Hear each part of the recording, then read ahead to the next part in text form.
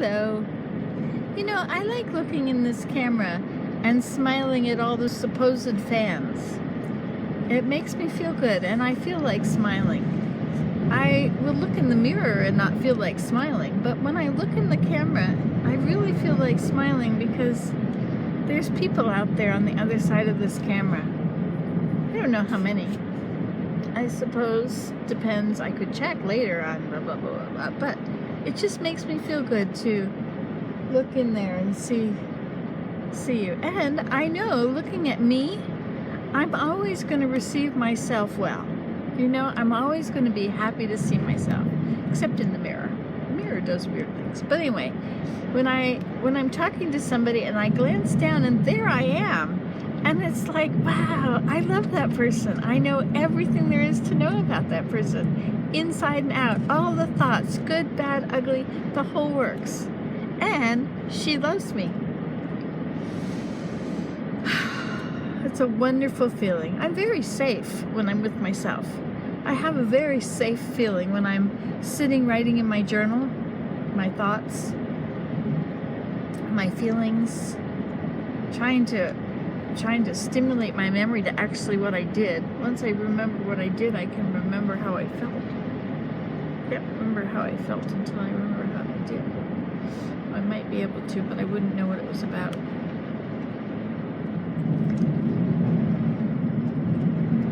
So there's a place where I turn when I go from my house to town.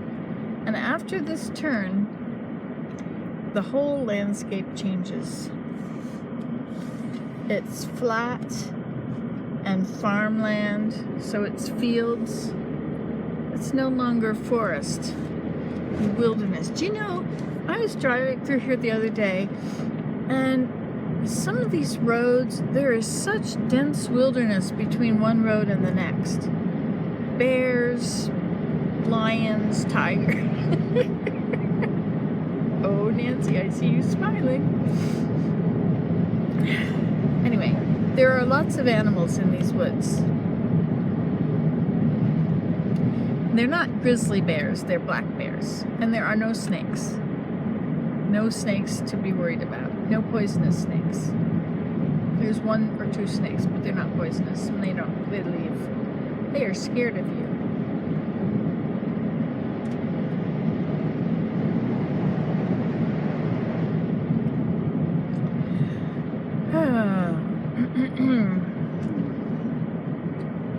I'm having a funny memory, but I don't think I should share it. I don't know.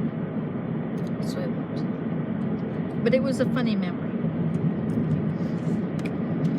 So, my plan today, you know, I feel so much better now that I'm talking to you. It's really amazing.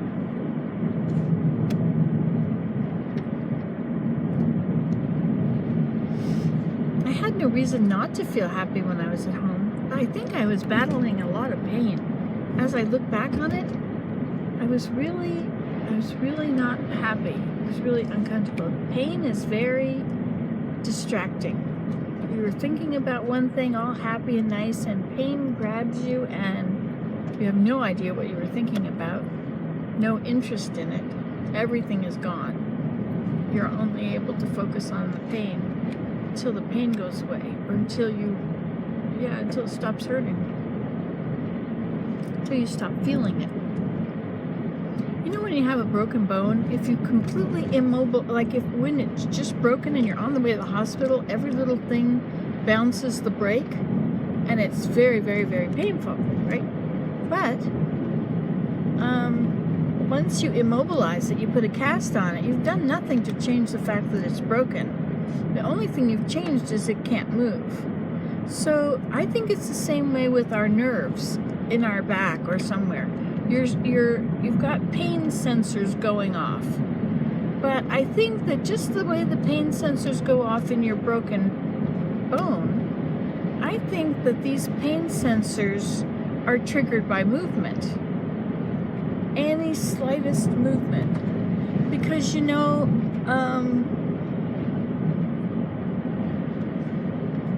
it's not, your body becomes numb to a certain sensation.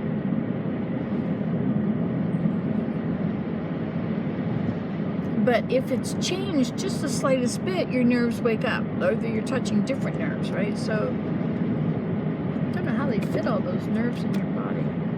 I guess that's why it's important to be fat, so you'll have lots of room for all those.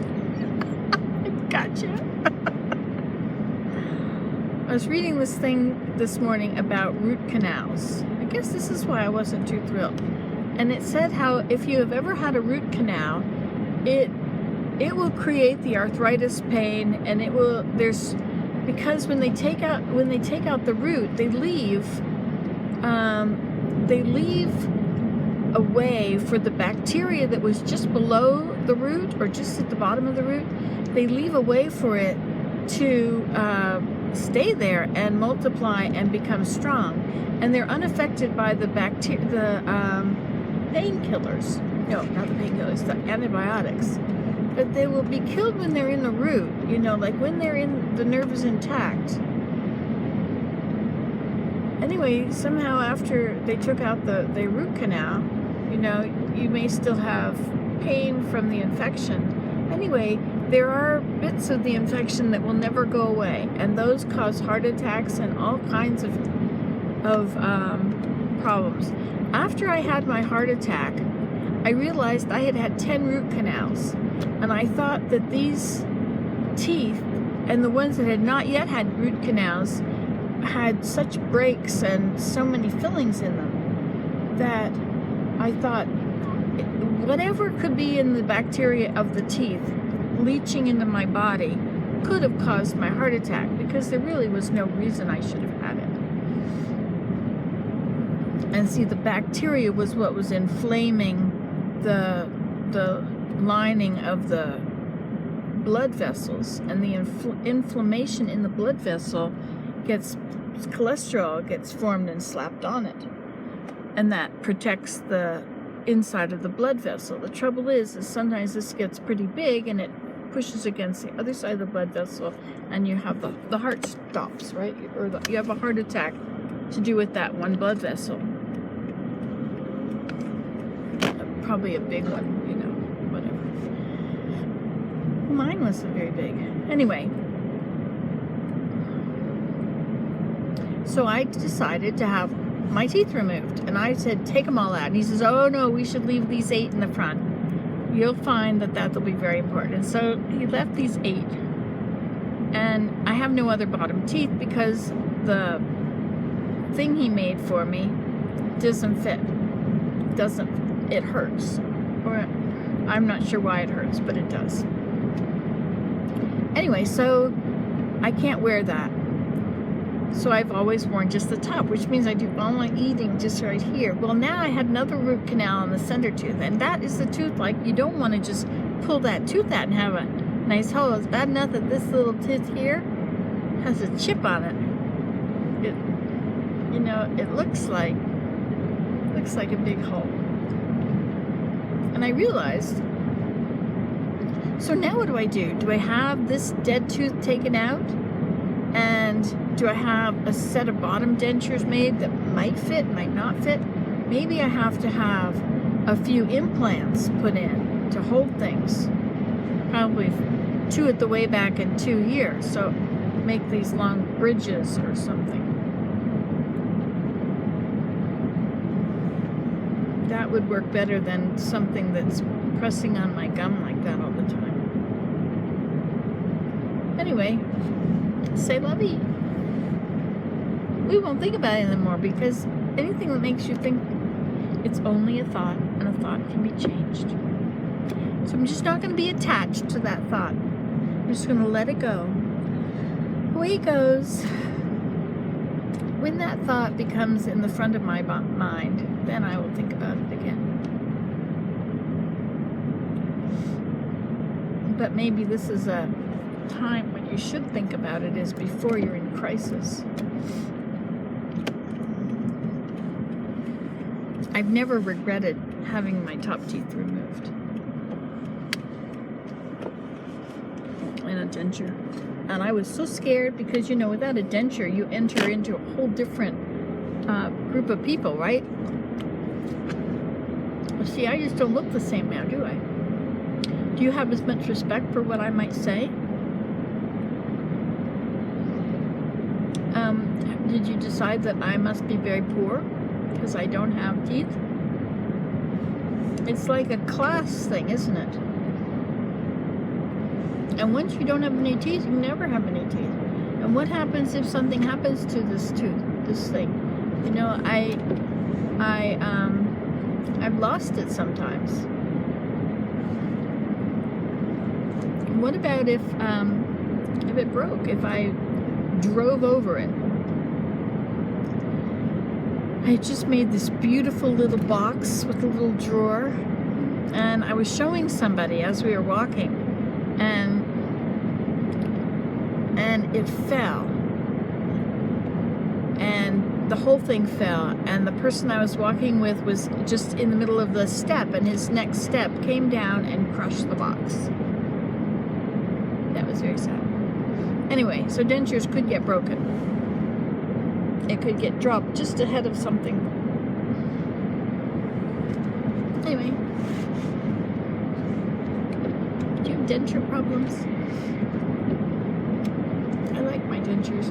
It said that 98% of all people who've ever had a heart attack had root canals. Well, it's like saying everybody that has cancer wore clothes or wore shoes. Something everybody does. They used a hairbrush. Doesn't mean it's cause and effect, right? It just means that there's a correlation. Got to be careful when you hear them talk about a correlation, because it doesn't mean it's cause and effect. Anyway, there's so many things that they have said over the years that were wrong. Oh my gosh, 61 years old, and I can tell you a handful of things that they have done that were wrong, that they have, science that they have come to conclusions of, which were bogus. This low-fat thing, that's also bogus. That was, how did that come about? How did it get a life? It was one study done, and it was reported in one place, and it was immediately grabbed, and the entire food industry doubled what they could produce, because now they were going to go on a low-fat stuff as well.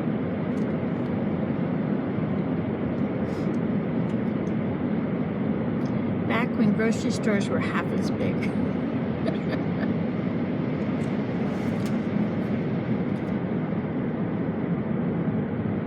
There are other cars out here now. There has been no traffic. Now there are people coming out. It's 8:39. So if there's somewhere they need to be in 20 minutes, they'll be there at 9 o'clock. 8:39. Maybe they're far enough away from town that they will... But they left at 8? No, that's 39 minutes. Anyway, now there's only one. Maybe things are finished. No, but see, there'll be another rush hour. However far from town a person lives, to get there at 10 when a certain store opens, there'll be a rush hour that starts at their house at that time. So if you need to ever hitchhike and get a ride into town, the time to do that is just before 10. Or between 8 and 9, 8 and 8:30. Because once people are going to be late, that's not when you see any cars anymore. Something like that. There's a car behind me. It's not very close to me, but I feel, I get this feeling of pressure when a car is, I want to do something. I want to wipe that back window. Okay. Wash it too. Look at that. What a difference. Oh, isn't that ice beautiful? There's nothing like ice that's melted and refrozen, unchanged. You know, there's been a rise in the water, and then it freezes, and the water rises some more, and it freezes again, and then it thaws, and the ice tilts, and then you get more